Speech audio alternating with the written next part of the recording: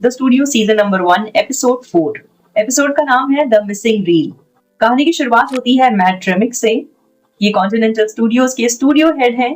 वो एक फिल्म देख रहे हैं और साथ ही फिल्म के टेक्सचर पर बात कर रहे हैं। कुछ ज्यादा ही जज्बाती हो रहे हैं। कहते हैं कि पहले जमाने में रील के ऊपर फिल्में शूट होती थी, उसकी अलग ही बात थी।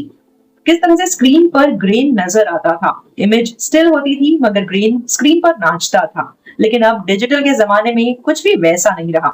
वो सोचता है कि यहाँ पर जो प्रोजेक्शनिस्ट है एलन बैरनहोल्ट्स, उनकी भी यही राय होगी, लेकिन वो ऐसा नहीं मानते। वो कहते हैं फिल्म मेरा बहुत टाइम बर्बाद करती है, डिजिटल के साथ सब आसान होता है, मुझे बस एक बटन प्रेस करनी होती है। ये जो एक्टर है वो आइक बैरनहोल्ट्स के फादर हैं, यानी मैट का दोस्त और कॉन्टिनेंटल स्टूडियोज में काम करने वाला एक एग्जीक्यूटिव प्रोड्यूसर।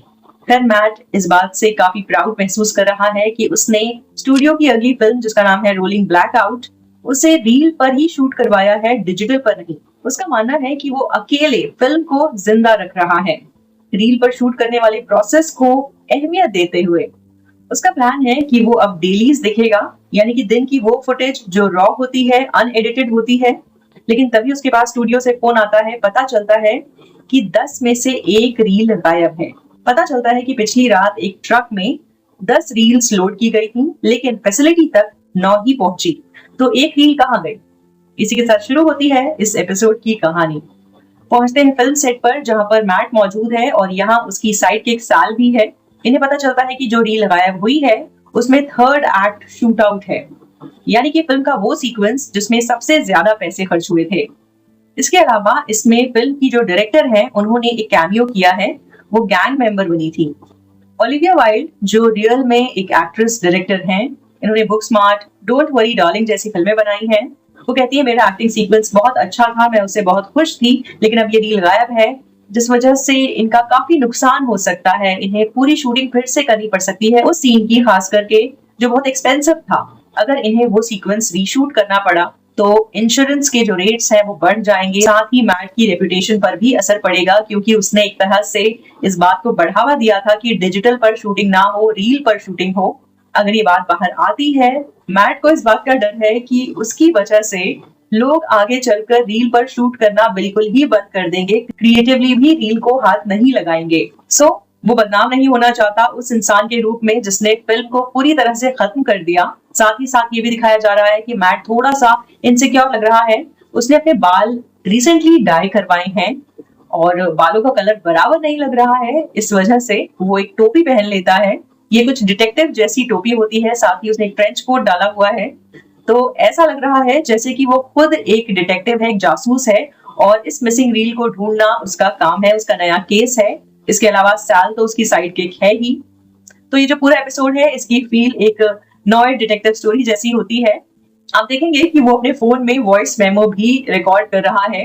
इसका वॉइस ओवर हम कुछ वैसे ही सुनते हैं जैसे आमतौर पर इस तरह की सस्पेंस वाली फिल्मों में डिटेक्टिव का वॉइस ओवर होता है। वो बताता है कि उसकी थेरेपिस्ट ने उसे कहा है कि जब भी तुम परेशान हो तो फिर अपने फोन में वॉइस नोट्स रिकॉर्ड कर लिया करो।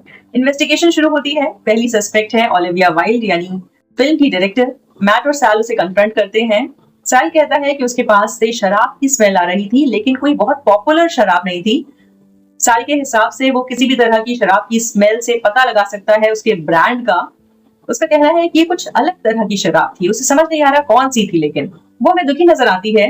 कहती है कि क्रू में से तो कोई भी ये काम नहीं कर सकता, क्योंकि इनका पूरा जो क्रू है वो एक फैमिली की तरह है। वो मैट को गले लगाती है और हमें नजर आता है कि वो बस इस बात पर फोकस कर रही है कि किसी तरह से इन्हें उस सीक्वेंस को रीशूट करने का मौका मिल जाए। दूसरे लोगों से पता चलता है कि ओलिविया वाइल्ड इस शूटिंग के दौरान बिल्कुल फिंचर की तरह बिहेव कर रही थी। यहाँ पर डेविड फिंचर की बात हो रही है। उसने फिल्म के एक्टर से टोपी पहनने के सीन को 40 बार करवाया था। ये डेविड फिंचर की तरफ इशारा है जिन्होंने द सोशल नेटवर्क के ओपनिंग सीन के 99 टेक्स लिए थे। सो उसे फुल फिंचर कहना जायज होगा। फ्रेड द कैमरा पीए का कहना है कि एक बार रील्स को जब गाड़ी में डाला गया, गाड़ी अपनी लोकेशन पर पहुंची और वहां पर रील नहीं थी। ये सब कुछ 20 मिनट के अंदर हुआ है, तो रील डेफिनेटली इस दौरान ही गायब हुई है। अब हम आते हैं इस फिल्म के एक्टर पर, जो है ज़ैक एफरॉन। मैक उनके ट्रेलर को सर्च करता है। यहाँ पर उसे एक एनवेलप मिलता है जिसके अंदर कैश है बहुत सारा। जैक ने एक फोटो भी पोस्ट की थी ऑनलाइन। जिसमें एक सस्पिशियस फिगर नजर आती है जिसके हाथ पर एक टैटू भी होता है। मैट को शक है कि जैक ने रील गायब करवाई है और ये रिश्वत के पैसे हैं जो वो आगे उस शख्स को देगा जिसने रील चोरी की।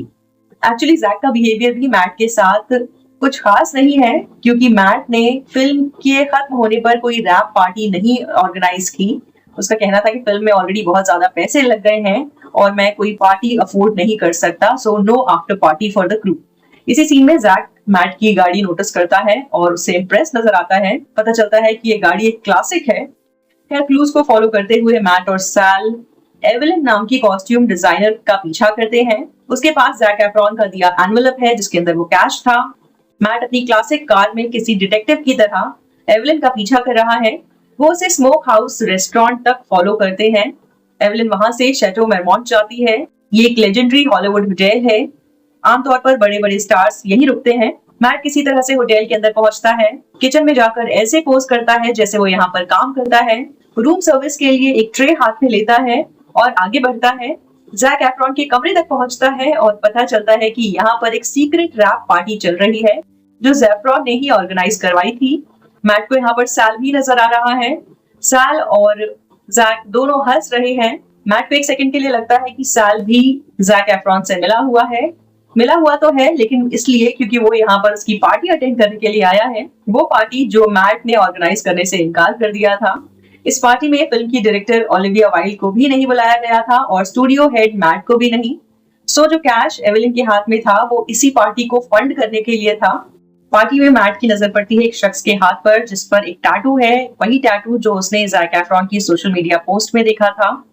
समझ में आता है कि ये एक फेक टैटू है और फिल्म रोलिंग ब्लैकआउट जिसकी शूटिंग चल रही है, जिसकी डायरेक्टर ओलिविया वाइल्ड है, उसमें जो एक्स्ट्रास थे उन्होंने ये टैटू लगाया था। ये गैंग मेंबर्स का रोल कर रहे थे और ओलिविया खुद भी एक गैंग मेंबर के तौर पर कैमियो कर रही थी। इस टैटू को हटाने के लिए अल्कोहल का इस्तेमाल होता है और ओलिविया के पास से अल्कोहल की स्मेल आ रही थी। सैल समझ जाता है कि ओलिविया के पास से शराब की स्मेल इसीलिए आ रही थी क्योंकि उन्होंने टैटू हटाने के लिए इसका इस्तेमाल किया था। इन्हें अंदाजा होता है कि ओलिविया ने ही रील चुराई थी और उसी का टैटू उन्हें जैक एफ्रॉन की सोशल मीडिया पोस्ट पर नजर आया था। पता चलता है कि जो थर्ड एक्ट शूट आउट था वो ओलिविया को अच्छा नहीं लगा था, वो उसकी क्वालिटी से खुश नहीं थी और चाहती थी कि किसी तरह से उनको मौका मिल जाए रीशूट का, और इसीलिए उन्होंने रील गायब ही कर दी। मैट ओलिविया को कन्फ्रंट करता है और वो एक मोनोलॉग देती है। वो कहती है fine is not good enough, और वो चाहती थी कि ये रील कम से कम उनके पास सुरक्षित रहे क्योंकि उन्हें लगता है कि ये जो एक्टिंग का उन्होंने सीन दिया था इस फिल्म के अंदर वो उनके करियर का बेस्ट था। लेकिन जब वो पकड़ी जाती हैं तो इस रील को एक्सपोज कर देती हैं और रोल जो है वो हॉलीवुड हिल पर गिरता चला जाता है। बैकग्राउंड में हम हॉलीवुड का साइन देख सकते हैं साफ साफ।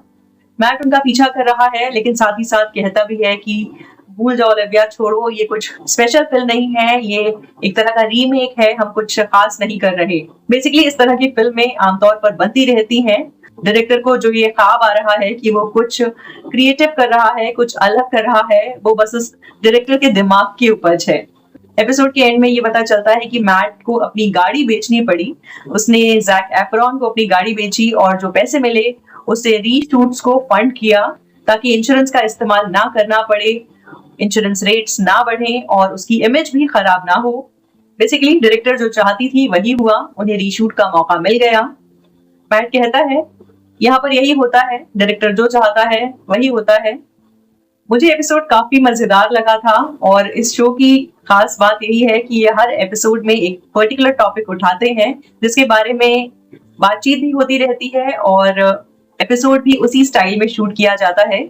जैसे इस एपिसोड में जिस फिल्म की शूटिंग पर बातचीत चल रही थी उसका नाम था रोलिंग ब्लैकआउट, जो फिल्म पर शूट हुई है। इस एपिसोड को देखते वक्त भी आपको ऐसी ही फीलिंग आएगी जैसे कि आप डिजिटल सिनेमा नहीं देख रहे हैं। ग्रेनी है ये एपिसोड। मैट की टोपी, उसका ट्रेंच कोट, उसका वॉइस ओवर, सब कुछ आपको पुरानी डिटेक्टिव फिल्मों की याद दिलाएगा।